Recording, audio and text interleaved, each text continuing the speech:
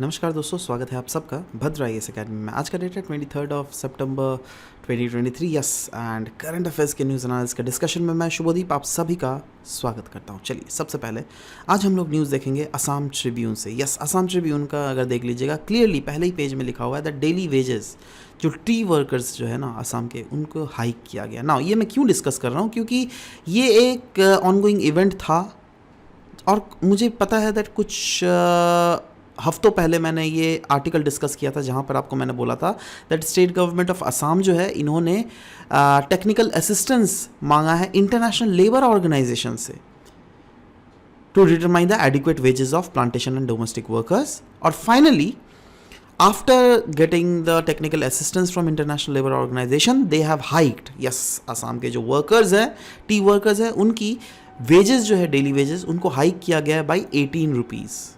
और इसी के साथ जो वेस्ट बंगाल में जो टी प्लांटर्स के जो वेजेस हैं उनसे बिल्कुल इक्वल हो गया ये। जी हाँ, अभी जो वर्कर्स है ना, T workers in Brahmaputra valley, they will be getting an remuneration of ₹250 rupees for a day. At the same time अगर बराक वैली के वर्कर्स देख लीजिएगा, they will get a remuneration of ₹228 right.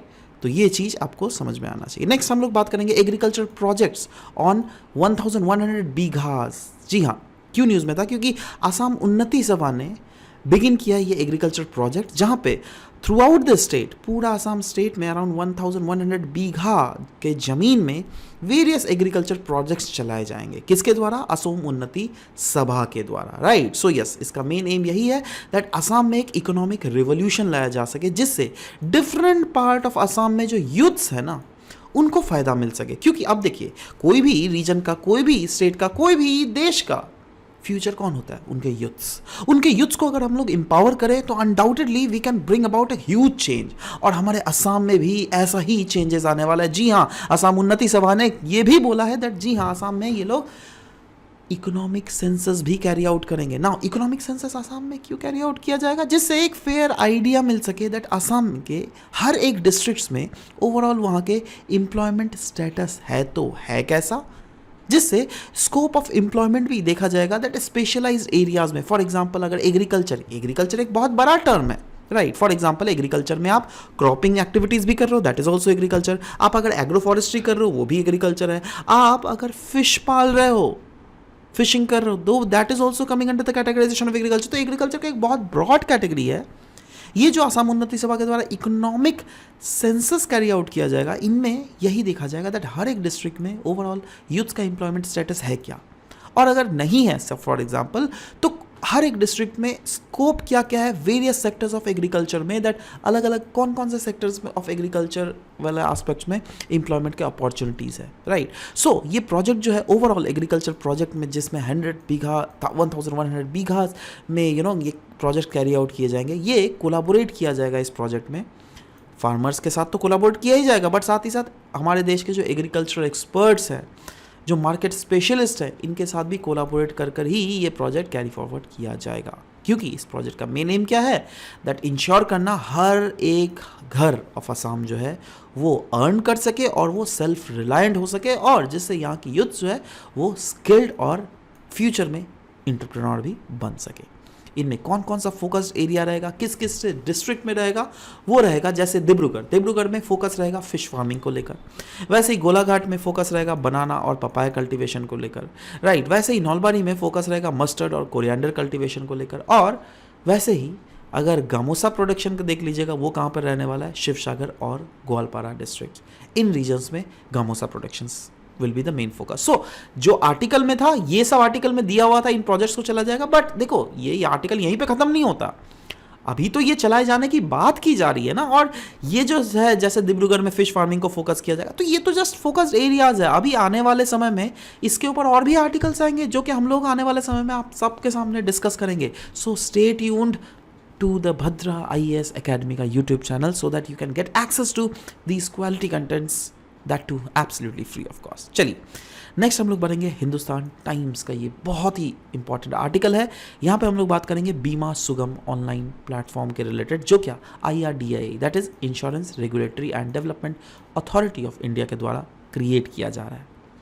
कहा जा रहा है आने वाले समय में ये जो प्लेटफॉर्म होने वाला है ना, बीमा सुगम ऑनलाइन प्लेटफॉर्म, ये एक गेम चेंजर और यूपीआई मूवमेंट होगा इंश्योरेंस सेक्टर के रिलेटेड, क्योंकि एक ये वन स्टॉप डेस्टिनेशन होगा। जी हाँ, एक ही जगह पे आपको हर एक इंश्योरेंस रिलेटेड नीड्स, वो अगर आपको इंश्योरेंस पॉलिसी खरीदना हो, आपको क्लेम लेना हो, कुछ भी करना हो, एक जगह में सब कुछ दिया हुआ रहेगा, जिसमें बायर्स जो है ना, they can directly purchase life insurance, they can directly purchase motor insurance as well as health insurance through the aggregator या फिर ब्रोकर या फिर बैंक्स व्हाट्सएवर, जो भी इंश्योरेंस एजेंट जो है इस प्लेटफॉर्म में आएंगे। और इसमें सर्विसेज जो प्रोवाइड की जाएगा वो क्या रहेगा, ई इंश्योरेंस अकाउंट रहेगा आपका। जैसे आपने बहुत सारे, जैसे एक एसबीआई का इंश्योरेंस आता है, so for example motor vehicle insurance 1000 रुपये का आता है, वो आपने खरीदा है, राइट। आपने हेल्थ इंश्योरेंस भी खरीदा, आपने वो तो आपके पास देखो क्या है ना, इधर 1000 अलग अलग जगह में इंश्योरेंस खरीदा है, तो सबका एक जगह तो आपके पास इंफॉर्मेशन नहीं है ना, बट इस बीमा सुगम से आपको एक जगह सारे इंफॉर्मेशन मिल जाएंगे, right. The platform aims to centralize data, facilitate policy porting, मतलब पॉलिसीज पोर्टिंग मतलब क्या होगा, आपने सोचो एक पर्टिकुलर एलआईसी का बीमा करवाया, आपको पोर्ट करवाना है किसी दूसरे में, राइट, तो वो चीज़ करवा सकते हो। जैसे मोबाइल नंबर नहीं होता है पोर्टिंग करना है, जियो से एयरटेल, एयरटेल से जियो जो पोर्टिंग करवाते हैं, वैसे ही बीमा का भी पोर्टिंग करवाया जा सकता है, राइट। इससे wide range of policy choices मिलते हैं और रिड्यूस होता है इंटरमीडियरी कमीशंस, साथ ही साथ इनेबल होता है acceptance of new products as well. Next हम लोग बात करेंगे प्रधानमंत्री फसल बीमा योजना के बारे में। क्यों न्यूज़ था, क्योंकि प्रधानमंत्री फसल बीमा योजना के इनरोलमेंट जो है लास्ट के 6 साल में अभी तक का हाईएस्ट डेटा हमें देखने को मिल रहा है। तो ये कहाँ डेटा क्या क्या है वो that is not important, but what is important for you is प्रधानमंत्री फसल बीमा योजना। यह एक इंश्योरेंस स्कीम है फार्मर्स के related and it is absolutely against all the non preventable natural risk, या फिर जो क्या प्री शोइंग या फिर जैसे क्रॉप शो के पहले या फिर हार्वेस्ट के बाद भी हमें देखने को मिलता है, तब तक का प्रॉपर इंश्योरेंस फैसिलिटी मिलता है फार्मर्स को उनके क्रॉप्स के लिए। तो इसके ऑब्जेक्टिव्स देख लेते हैं। इसका ऑब्जेक्टिव्स क्या है, यस, इंश्योरेंस कवरेज को प्रोवाइड करना और फाइनेंशियल सपोर्ट को प्रोवाइड करना फार्मर्स के रिलेटेड। अगर फार्मर्स को फेस करे कोई भी event of failure, that is crop अगर उगाया, सोचो क्रॉप नहीं काम कर रहा है, या फिर काम नहीं करना मतलब क्या, क्रॉप अगर खराब हो गया ड्यू टू नेचुरल कैलेमिटी, या फिर पेस्ट अटैक कर लिया, या फिर क्रॉप में कोई डिजीज हो गई, तो उसके अगेंस्ट आपको प्रधानमंत्री फसल बीमा योजना के तहत आपको बीमा करवाया जाएगा, जिससे आपको उसका भुगतान मिलेगा। ये स्टेबलाइज करेगा इनकम ऑफ फार्मर्स को, क्योंकि आप खुद सोचो ना, आप अगर एक फार्मर हो, आपका अगर क्रॉप बर्बाद हो जाता तो आपको एक पैसा भी मिलता नहीं ना, बट इस प्रधानमंत्री फसल बीमा अगर योजना करवाओगे तो आपको उसका रिन्यूमरेशन मिलेगा। इससे क्या होगा दैट आपकी जो पैसे जो आपको जीरो हो जाता बैंक बैलेंस, वो आपको जीरो तो नहीं होगा ना, समझ रहे हो बात। मतलब फार्मर्स का इनकम कहीं ना कहीं स्टेबलाइज रहेगा, साथ ही साथ इंकरेज करेगा फार्मर्स को, जिससे फार्मर्स अडॉप्ट कर सके इनोवेटिव और मॉडर्न एग्रीकल्चर प्रैक्टिसेस को, और इंश्योर किया जा सके flow of credit to agriculture sector जिंदगी भर, राइट। इसीलिए प्रधानमंत्री फसल बीमा योजना लाया गया है। बट समय के साथ साथ इसमें बहुत सारे चेंजेस लाए गए थे। उन चेंजेस के बारे में अगर बात करें तो देखो, ये रिवैम्प्ड प्रधानमंत्री फसल बीमा योजना, दैट इज़ क्या क्या अभी अपडेटेड चेंजेस है प्रधानमंत्री फसल बीमा योजना में। देखो, ये जो योजना है ना, कोई ज़बरदस्ती नहीं है, बिल्कुल वॉलंटरी है, वॉलंटरीली, राइट। मतलब कोई भी इसमें वॉलंटरीली अगर चाहे तो यस 100% इनरोलमेंट कर सकता है, हर एक फार्मर्स है ना कर सकता है, और ये 2020 से ही वॉलंटरी कर दिया गया था। इसमें एक लिमिट लगाया गया था to central subsidy, that is government ने कैप किया था सेंट्रल प्रीमियम सब्सिडी। जैसे बहुत सारे ऐसे एरियाज़ हैं जहाँ पर इरिगेशन फैसिलिटीज़ अवेलेबल नहीं है, बट बहुत सारे ऐसे एरियाज़ हैं जहाँ पर इरिगेशन फैसिलिटीज़ बिल्कुल अवेलेबल है। तो जहाँ पर इरिगेशन फैसिलिटीज़ अवेलेबल है उन रीजन में सरकार जो प्रीमियम देगी ना, वो है 25% का, बट जहाँ पर अनइरिगेटेड एरियाज़ है वहाँ पर सरकार का प्रीमियम 30% का होता है। समझ रहे हो बात। अच्छा, ज़्यादा फ्लेक्सिबिलिटी प्रोवाइड किया गया है स्टेट्स को, क्योंकि गवर्नमेंट ने क्लियरली बोला गया है दैट फ्लेक्सिबिलिटी स्टेट या फिर यूनियन टेरिटरीज को प्रोवाइड किया गया है इसके इम्प्लीमेंटेशन को लेकर। मतलब कोई अगर स्टेट, कोई अगर यूनियन टेरिटरी चाहे तो उनके पास ऑप्शन है to select any number of additional risk या फिर कवर फीचर, जैसे जिससे लॉसेस होते हैं किसानों को, राइट। अगर आपको एडिशनल फीचर इंक्लूड ऐड करना है तो करो, कोई बात नहीं, बिल्कुल छूट है आपको। Next, penalising the pendency. देखो, बहुत समय क्या होता है ना दैट अगर पैसे को रिलीज़ नहीं किया गया एक particular time period, for example kharif season अगर हुआ तो मार्च 31 से पहले ही आपको उस किसानों को पैसे रिलीज़ करने पड़ेंगे। अगर राबी सीज़न में कोई ये प्रॉब्लम आया तो आपको 30 सितंबर से पहले ही ये पैसे रिलीज़ करने पड़ेंगे। अगर नहीं किया तो क्लियरली बोला गया है that state would not be allowed to participate in the scheme in the subsequent seasons.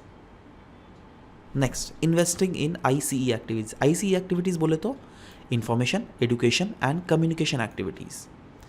अभी इंश्योरेंस कंपनीज को बोला गया, देखो भाई आप जो जितना प्रीमियम लेते हो ना उसका 0.5% आपको मेक श्योर करना पड़ेगा दैट ये information, education and communication activities के ऊपर आप खर्चा करो, जिससे नॉर्मल किसानों तक इसके इंफॉर्मेशन, एजुकेशन और प्रॉपरली कम्युनिकेशंस उन लोग को मिल सके दैट ये स्कीम है क्या, इसके फ़ायदे क्या क्या है, इसका अगर से फॉर एग्जांपल उनको अगर फ़ायदा लेना हो तो किस पॉइंट मतलब कहाँ पर जाकर इसका बीमा का भुगतान होगा, ये सब कुछ अवेलेबल होगा, राइट। इसी के साथ आज का सेशन यहाँ पे ख़त्म करता हूँ, जहाँ पर हम लोगों ने वेरियस जो एस्पेक्ट्स थे आज के न्यूज़ के वो सब चीज़ें इंपॉर्टेंट डिस्कस किए।